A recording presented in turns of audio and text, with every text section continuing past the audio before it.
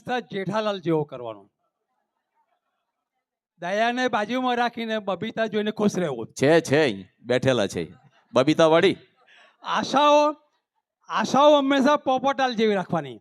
ગમે તે થાય લગ્ન કરવાનું મંડી જ રહેવાનું. ને વિચાર હંમેશા હાથીભાઈ જેવા રાખવાના. થવાનું રીતે થાય જમતા જ રહેવું. ને નસીબ આ બહુ અઘરું છે. અય્યર જેવું હોવું જોઈએ. રૂપ ભલે ન હોય પણ સાલી બબીતા તો હોય ને. એટલે ઈચ્છાઓ તારક મહેતા જેવી રાખવી. પત્ની જે આપે તે ખાઈને ખુશ રહેવું. જવાબદારી ભીડે જેવી રાખવી. પૂરા ગોકુલ ધામની સાથે રહેવું ને જીવન ચંપક કાકા જેવું જીવવું. ઉંમર જેટલી પણ થાય પણ હસતા રહેવું, હસાવતા રહેવું.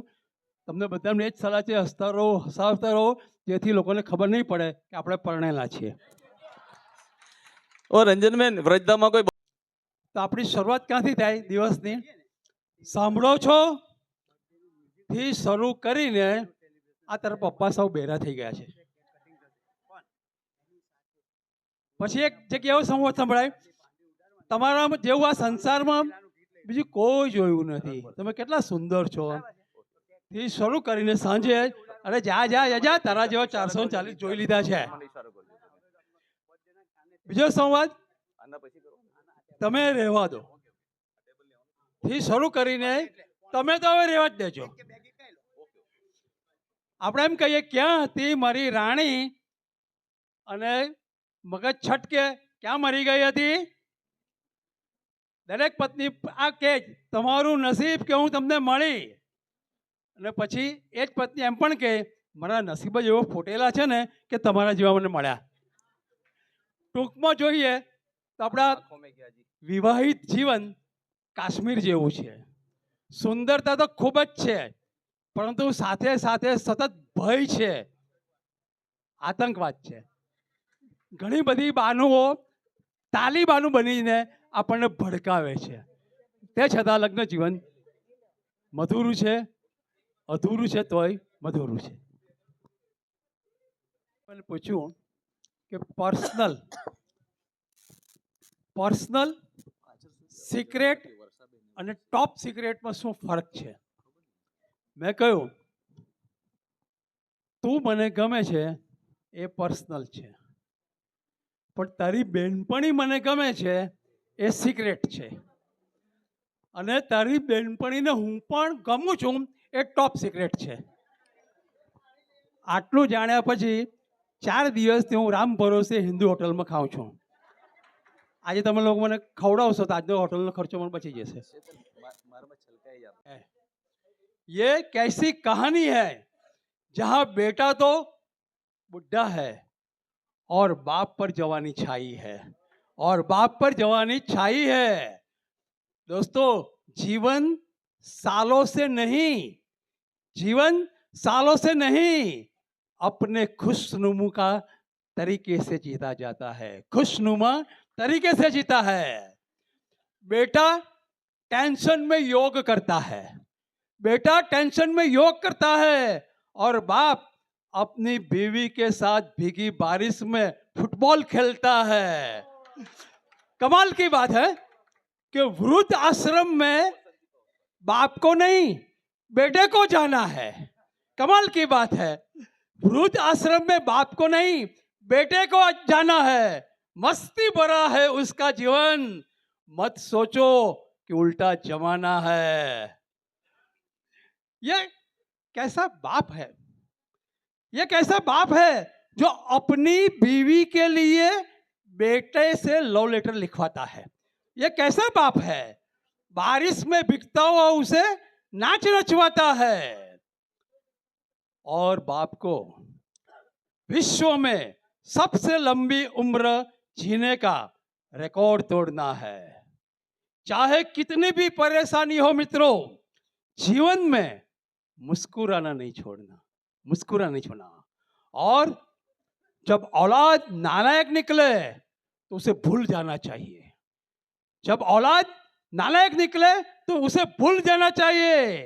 और सिर्फ उसका बचपन याद रखना चाहिए. बाप कितना भी कठोर बोले, अरे उसका दिल तो दरिया है, ये बच्चों को आप घर जाके बात सिखानी है आपको. Thank you. એ નામનું પ્રાણી ખબર નહીં, આપણે જ્યારે કુંવારા હોઈએ ને ત્યારે આપણે ગઝલ જેવી લાગે, પણ લગ્ન પછી એ ગઝલ પઝલમાં પલટાઈ જાય છે. હું લગ્ન પહેલાં મારી પત્નીને કહેતો કે તમારું મુખડું જોઈ મનમાં એમ થાય છે કે ચાંદ પર લોકો અમસ્તા જાય છે. 5 વર્ષ પછી પરિસ્થિતિ બદલાય કે આમ તો તમારું મુખડું જાણે ઠીક લાગે છે, પછી કેમ કોણ જાણે મને બીક લાગે છે. તો આપણે આગળ વધારીએ. તે છતાં પણ સુરોની સરગમ આટલી સરસ રીતે તમારી સમક્ષ પેશ કરી એના માટે એકવાર ફરીવાર જોરદાર તાળી થઈ જાય. બાકી તો ગાયક હું પણ છું. મારા ઘરાનાનું નામ છે બાથરૂમ ઘરાના, ને અમારા બાથરૂમ ઘરાનાના જેટલા પણ ગાયકોને તમે સાંભળશો તો એ આંખ બંધ કરીને ગાશે. કેમ કે લોકોનું દુઃખ એનાથી જોવાય નહીં એટલે. હું દિલીપભાઈનો એક સાચો કિસ્સો, સાચો સત્ય ઘટના પર આધારિત. આ મારું પૂર્વ. ત્યાર પછી અમુક કલાકારો કેવા હોય જે તમે જોજો આમ કાન પર હાથ મૂકીને, તો એ કેમ એવું કરતા હોય કે પોતાનું ગાયેલું જે હોય ને તે પોતે જ નહીં સાંભળવું પડે. એટલે દરેક પ્રેક્ષકોને પુરુષોને વિનંતી કરું કે જ્યારે પણ આવા કોઈ કાર્યક્રમમાં જાઓ ત્યારે આંખ બંધ કરીને આવા ગીતો સાંભળજો, ખૂબ બધી મજા આવશે. ને આંખ બંધ કરીને સાંભળવાનો બીજો એક ફાયદો એ છે કે આપણે આંખ બંધ કરીએ એટલે આપણી કોલેજના જમાનાની હિરોઈન આપણે કલ્પનામાં લાવી શકીએ, કોઈને ખબર જ નહીં પડે. આપણા કાન સચેત થાય અને બાજુમાં જો બૈરીનું મોઢું ચડેલું હોય તો તે જોવું નહીં પડે. આટલા બધા ફાયદા છે સંગીતની મહેફિલમાં એક સારા સુગ્ન પ્રેક્ષક બનવા માટે. હવે કહો ભાઈ, દિલીપભાઈ સાથે એક સત્ય ઘટના હું કહું તમને. 10 વર્ષ પહેલાની વાત છે. જનકભાઈ નાયકનું આપ સૌએ નામ સાંભળ્યું હશે.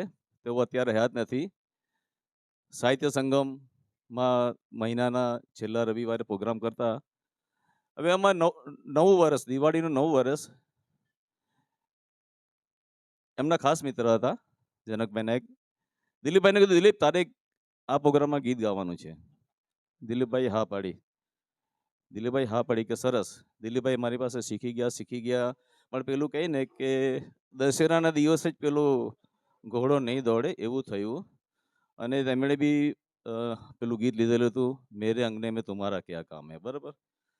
હવે એમનું પહેલી જ એન્ટ્રી, પહેલું જ ગીત, પહેલાં તો એમણે આલાપ જે આપ્યો અને બધા તાળી પાડી, અને પછી તો એમની જ એમાં સાંભળીએ આપણે.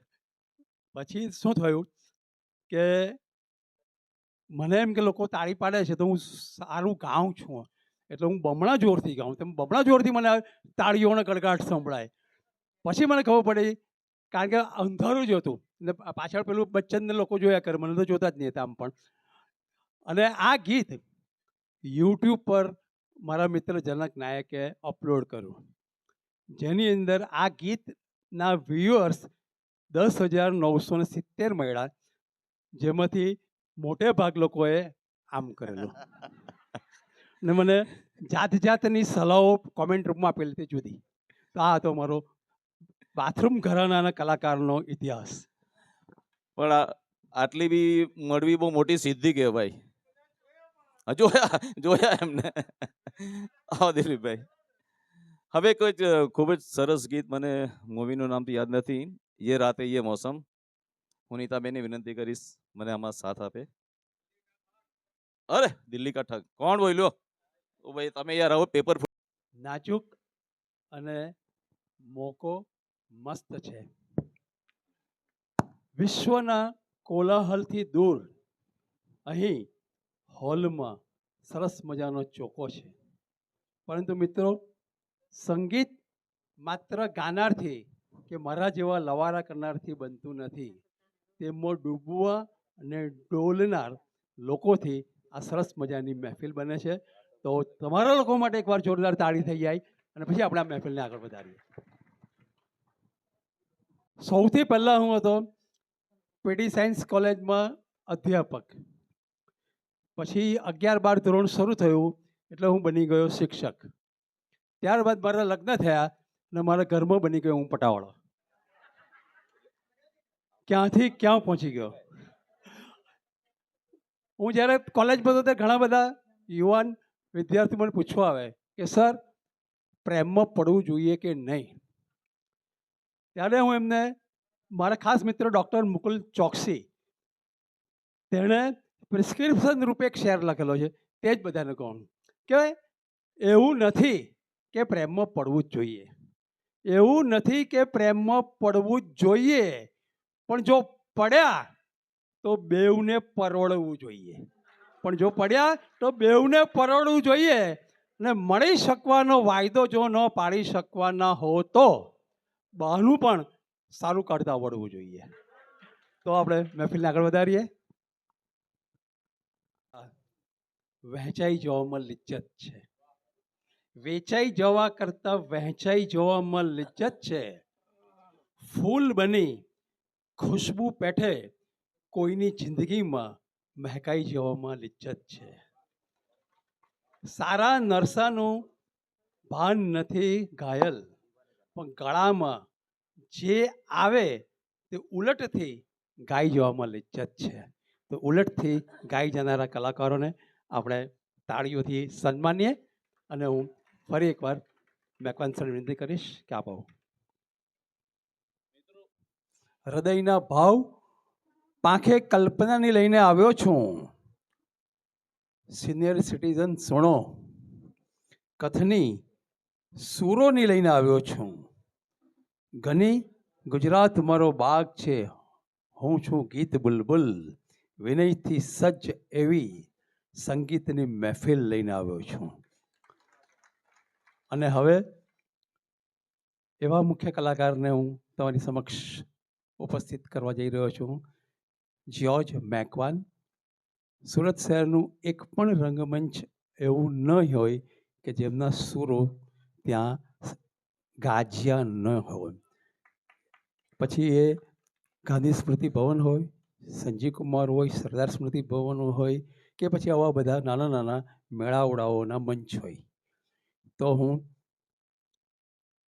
પૂરેપૂરા આદર સાથે, સન્માન સાથે જ્યોર્જભાઈ મેકવાનને વિનંતી કરું છું કે આપ આવો અને આપનું ગીત રજૂ કરો. સૌપ્રથમ આપ મહેફિલ.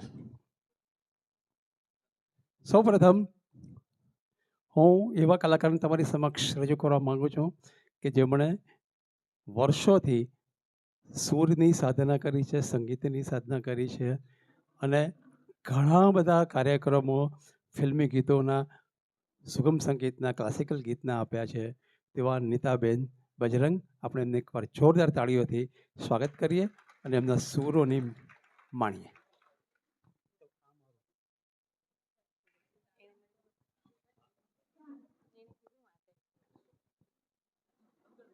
વેચાઈ જવા કરતાં વહેંચાઈ જવામાં લિજ્જત છે, વેચાઈ જવા કરતાં વહેંચાઈ જવામાં લિજ્જત છે. ફૂલ બની ખુશ્બુ પેઠે કોઈની જિંદગીમાં મહેકાઈ જવામાં લિજ્જત છે. સારા નરસાનું ભાન નથી ઘાયલ, પણ ગળામાં જે આવે તે ઉલટથી ગાઈ જવામાં લિજ્જત છે. તો ઉલટથી ગાઈ જનારા કલાકારોને આપણે તાળીઓથી સન્માનીએ. અને હું ફરી એકવાર મેકવાન વિનંતી કરીશ કે આપણે એવું નથી કે પ્રેમમાં પડવું જ જોઈએ, પણ જો પડ્યા તો બેઉને પરવડવું જોઈએ. પણ જો પડ્યા તો બેઉને પરવડવું જોઈએ. ને મળી શકવાનો વાયદો જો ન પાડી શકવાના હો તો બહાનું પણ સારું કાઢતા હોય. તો આપણે આગળ વધારીએ.